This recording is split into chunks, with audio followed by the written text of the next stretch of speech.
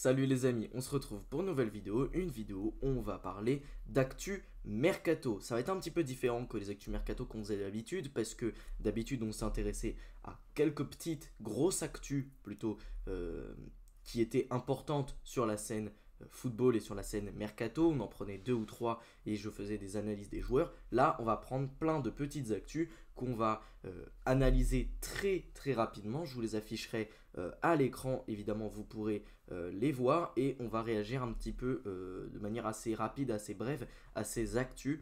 Et quand ce sera totalement confirmé pour certains deals très importants, notamment Florian Wirtz, duquel on parlera dans la vidéo, et je vous referai une vidéo analyse précise de ce transfert là précisément. Donc voilà, on va avoir un été très agité, donc c'est très cool à suivre. Les amis, avant de débuter cette vidéo, je vous invite à vous abonner à la chaîne, c'est la meilleure chose que vous pouvez faire pour me soutenir. Alors, vous voyez donc à l'écran, Matheus Cunha devrait rejoindre Manchester United, c'est à peu près sûr. Fabrizio Romano l'a annoncé, il a dit que c'était confirmé.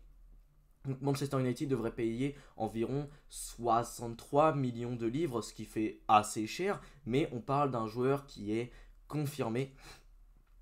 Donc c'est un joueur qui est confirmé, qui a passé plusieurs saisons en Première Ligue, qui a passé plusieurs saisons dans d'autres championnats. Il a joué à Leipzig, il a joué à l'Atlético Madrid. C'est un joueur qui a de l'expérience, qui va probablement évoluer dans ce demi-espace gauche, surtout qu'on sait dorénavant qu'Alejandro Garnacho devrait quitter Manchester United. Donc ça devrait être le poste occupé par Matheus Cunha, qui est un attaquant qui peut jouer ailier gauche, milieu offensif et avant-centre. Pour moi, ça combine un petit peu toutes les positions dans lesquelles il est à l'aise. Et pour moi, c'est un excellent coup pour Manchester United. Surtout que tu dois te reconstruire. Tu n'as même pas la Ligue des Champions l'année prochaine. Donc il faut absolument que tu rebâtisses un effectif cohérent. Et pour moi, Matheus Cunha, ça fait partie de ces coups cohérents qui sont bien faits. Apparemment, le contrat pourrait durer jusqu'à 2030. Donc c'est plutôt pas mal. Passons maintenant à la prochaine actualité. Fabrizio Romano l'a confirmé, c'est bon, tout est bouclé.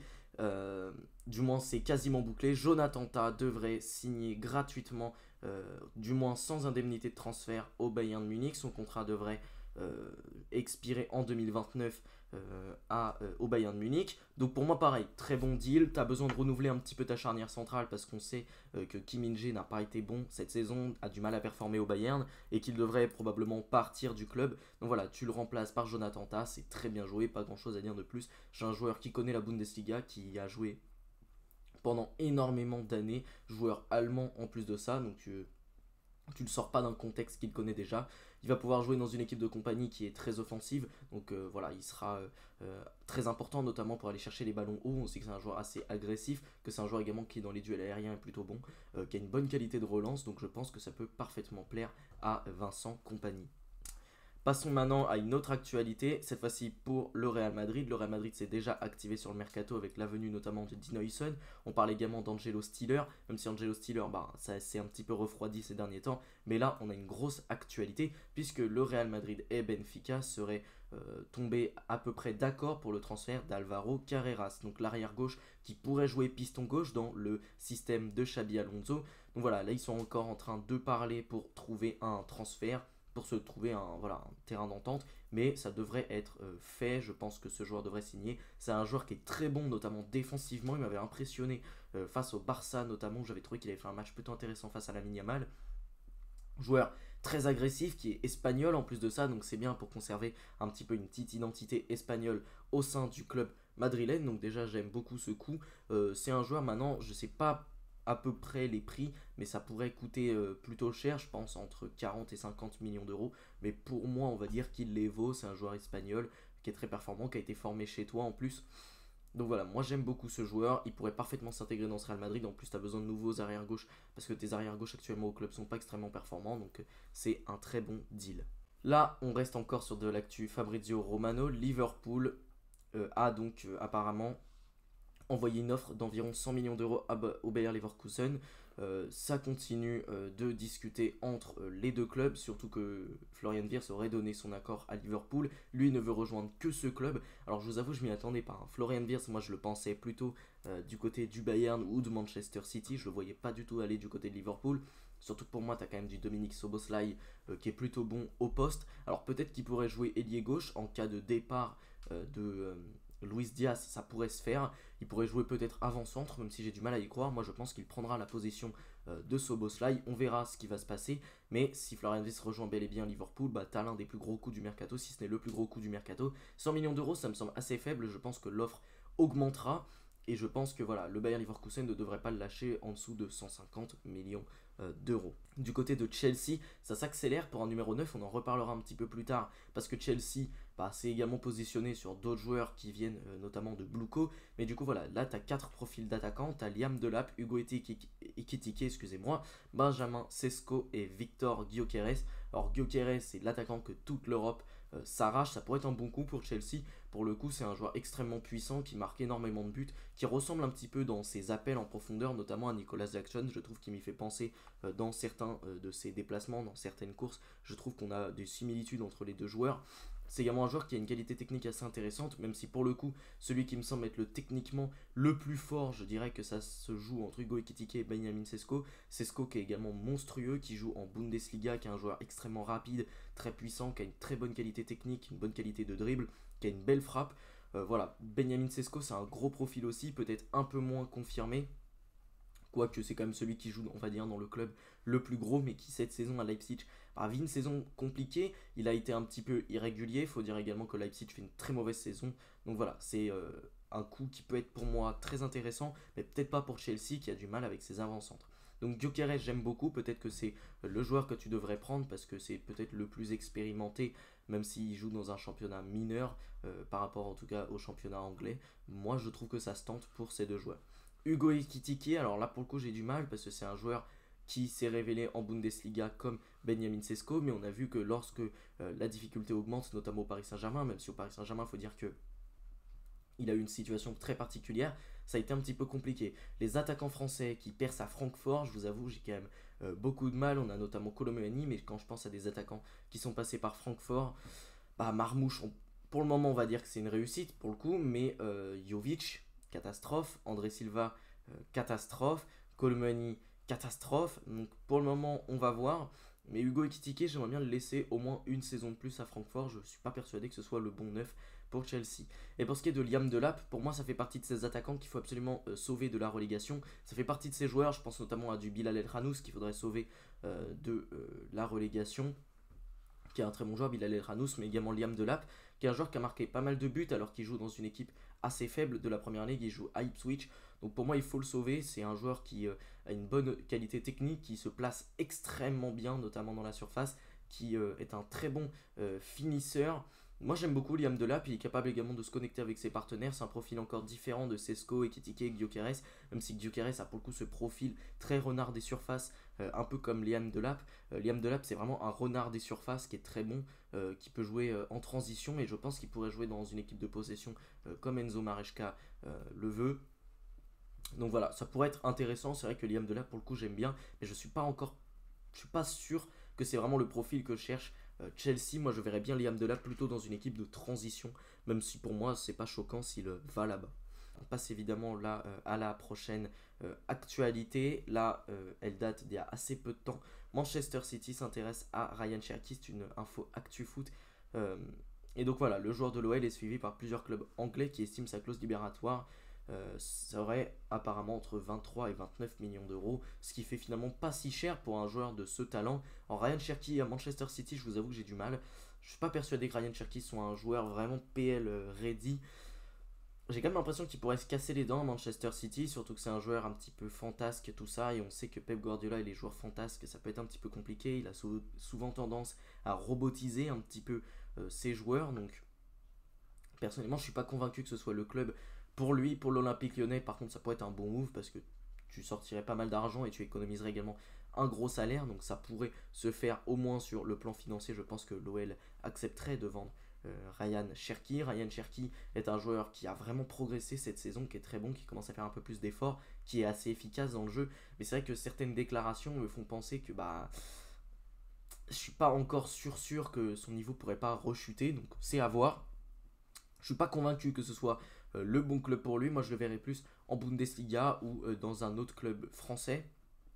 peut-être en Espagne, mais je suis vraiment pas certain du fait qu'il performe vraiment dans un club de première ligue et surtout à Manchester City. Le FC Barcelone s'est renseigné pour Bart Verbruggen. Alors ça c'est une information de Santi Aouna qui est sorti sur ActuFoot. Donc le club a contacté Brighton pour connaître les conditions du transfert. Le Barça s'était renseigné sur Joan Garcia, un autre gardien qui évolue en Liga à l'Espagnol Barcelone. Apparemment il voulait le prendre puis le prêter à Valence. J'étais franchement pas très sûr du deal, mais on apprend également que des gardiens, il pourrait y avoir un chantier du côté du FC Barcelone. On en reparlera un petit peu plus tard, mais du coup Bart Verbruggen, c'est vrai que c'est un joueur qui est très bon, balle au pied notamment, c'est un très bon gardien. Il fait encore quelques bourdes, mais il pourrait progresser au FC Barcelone. Et je pense que si tu as envie de prendre un gardien d'avenir, bah Bart Verbruggen c'est bien. Maintenant ça pourrait coûter un petit peu cher. Brighton, on sait que c'est un club qui a tendance à très bien vendre. Donc je pense que ça pourrait coûter entre 40 et 50 millions d'euros. Peut-être un peu moins si le Barça négocie bien, mais ça peut coûter assez cher. Donc il faut faire attention, mais dans l'idée, je trouve que c'est un bon gardien et je pense qu'il pourrait très bien s'intégrer dans cette équipe. Maintenant, on continue de parler du FC Barcelone. Le prêt avec option d'achat d'Ansu Fati à l'AS Monaco sera annoncé demain. Joan Laporta et l'agent du joueur dînent ensemble ce lundi afin de conclure le deal. Donc il pourrait y avoir un prêt avec option d'achat d'Ansu Fati à Monaco. De toute façon, il faut le relancer, ce joueur. Je pense qu'au Barça, il n'a pas réellement d'avenir, hormis si le prêt à Monaco est très concluant.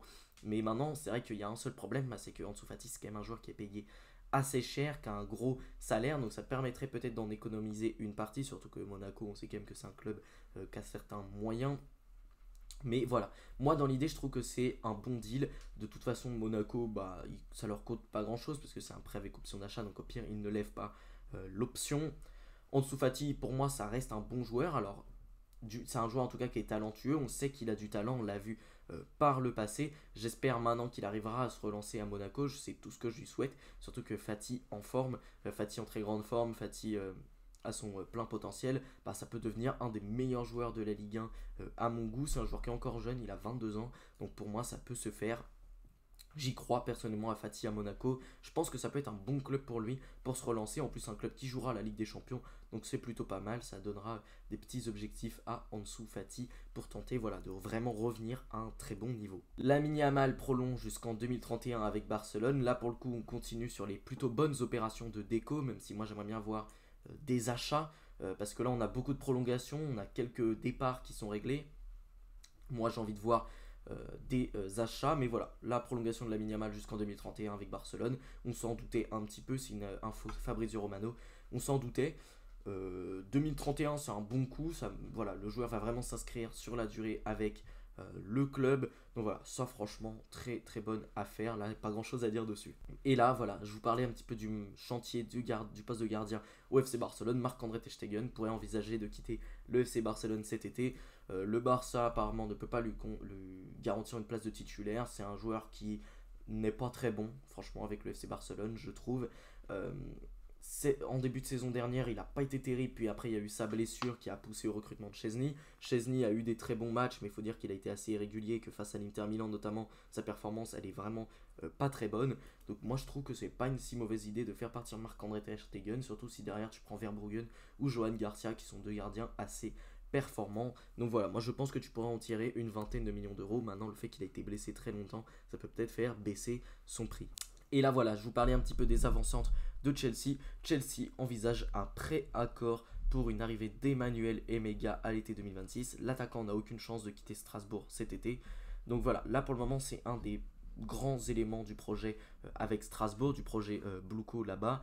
Donc c'est normal qu'il ne quitte pas le club, c'est un joueur qui est très très performant avec Strasbourg, qui marque pas mal de buts, j'aime beaucoup ce joueur, mais du coup voilà, il pourrait y avoir un pré-contrat pour signer en 2026, comme ça a été fait avec d'autres joueurs qui ont signé plus tard alors que les contrats étaient déjà plus ou moins signés. Je pense notamment à Messinho, donc Esteban, voilà, qui a signé à Chelsea et qui devrait normalement venir dans l'équipe l'été prochain. Là ça pourrait être le cas pour Emmanuel Emega en 2026. C'est un joueur qui pourrait bien s'intégrer dans cette équipe de Chelsea. Je pense que il est un petit peu formé à cet ADN Maresca.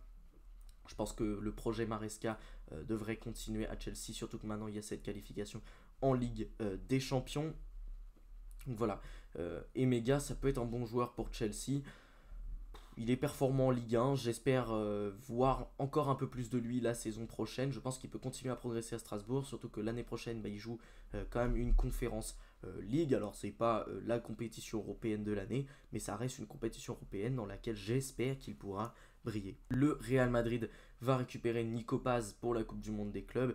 Donc ça c'est très bien, je pense que le Real Madrid fait très bien de le rapatrier de Com, c'est un joueur qui est excellent en Serie A notamment, qui s'est vraiment révélé là-bas, qui est un joueur extrêmement créatif, qui balle au pied est extrêmement bon techniquement, une bonne qualité d'élimination de l'1 contre 1, une bonne qualité de passe, qui est également un joueur qui peut marquer quelques buts.